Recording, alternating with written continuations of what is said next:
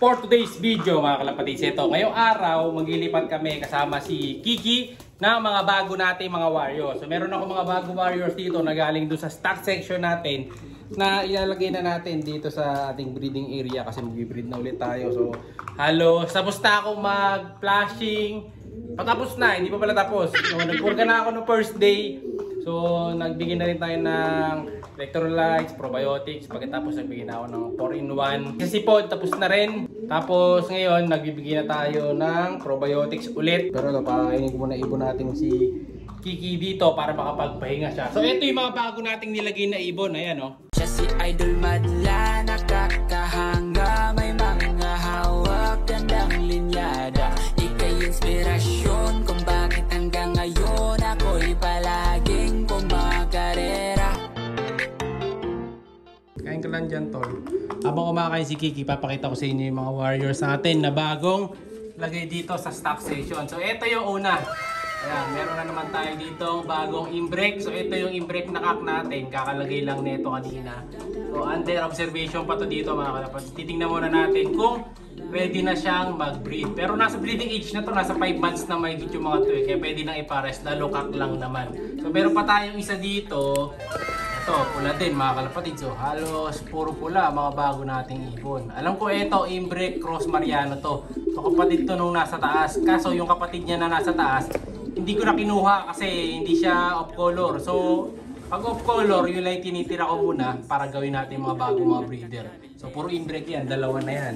Sa labas, meron pa ulit. Ano, tapos ka na boy?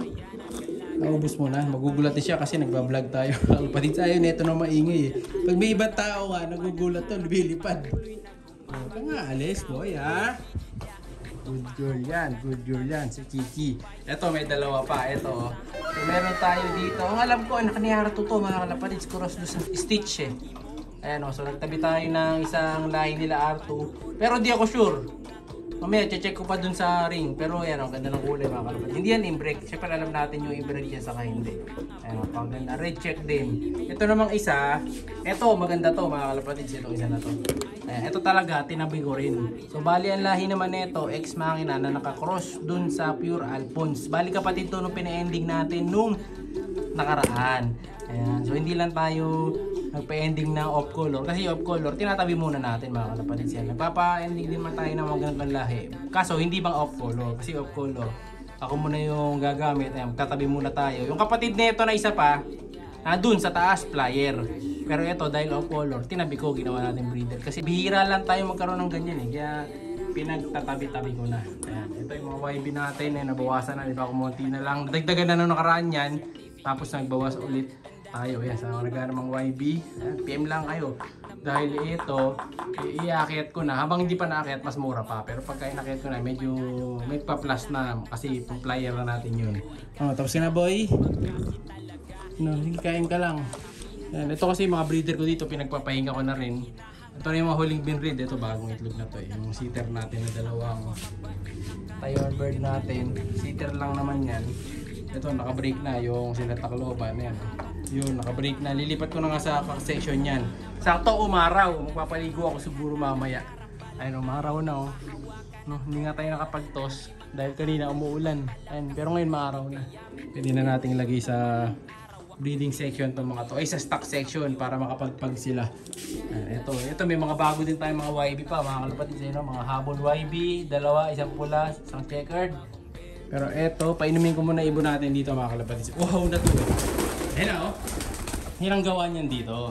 Ito si Kiki kapag ka nandito sa loob, panayalipad nito mga kalapatids, feeling niya flyer siya dito. Ayan o.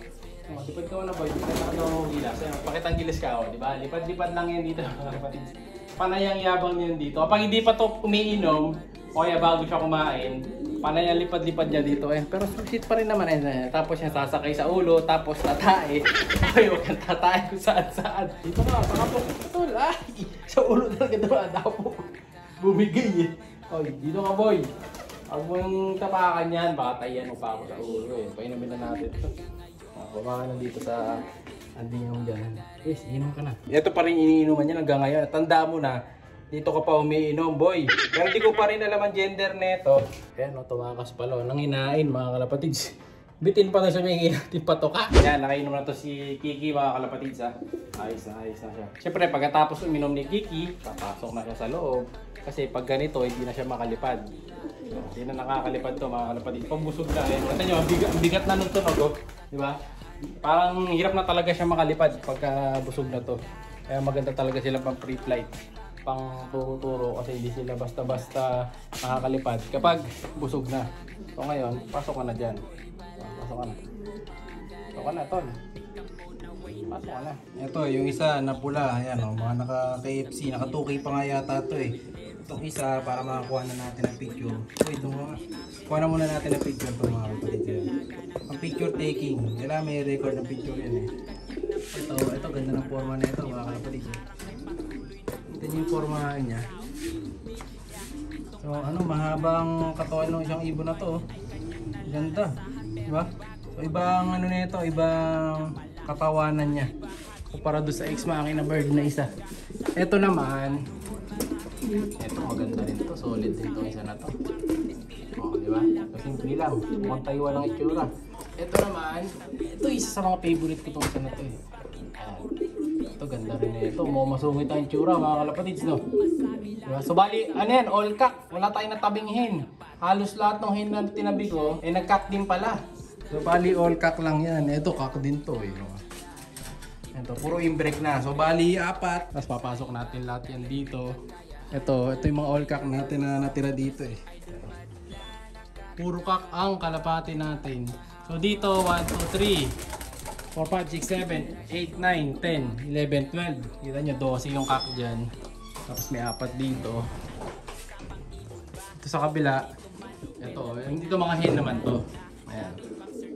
So 1, 2, 3, 4, 5, 6, 7, 8. Walo lang. Kulang ng 4 na hen. Ayan, diba? Marami siyang masyadong cock. Kaya magbabawas tayo ng mga breeder na mga cock. Yung mga breeder na cock natin na sobra, eh baka ipa-ending ko na lang. Or yung iba baka i-out natin. Yung mga hindi off color.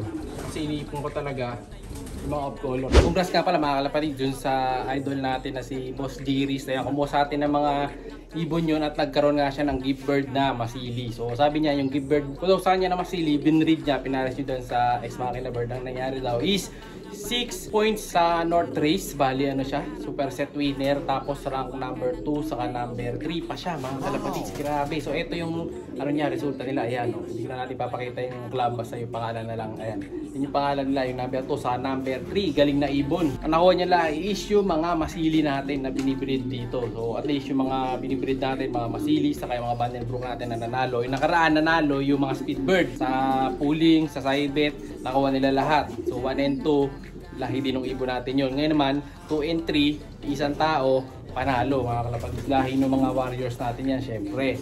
Yan yung pinararami natin. Kaya nga eto, ayan o. Yung isang masili natin to, ayan, ito yung Tacloban. Ito yung isa, yung Tacloban din. So bali sulit, puro pala pang south na to. Pero kita sa north, nanalo rin sila. Maganda ang pinakita ng mga masili birds natin. So kaya yung iba, swerte na rin mga nakadali sa ending kasi yung mga pina-ending natin mga nakaraan puro masili. Pero meron pa rin naman tayo mga ilan. Minsan gini-give bird ko rin kasi yun yung mga lahi ng masili saka ng mga speed bird. So kung nataon, pero na akong bagong labas sa mga YB, mabibigyan kayo ng give bird. So matik pala pagka sa ending natin kapag sumali kayo doon, basta nanalo kayo, madalas doon may kasamang gift bird. Pero yung fourth quarter, matik yun, dalawang mapapanalunan kagad. Kaya sali na kayo dyan mga kalapatids. Siya'y kalapatistang napakagaling na kinakilala.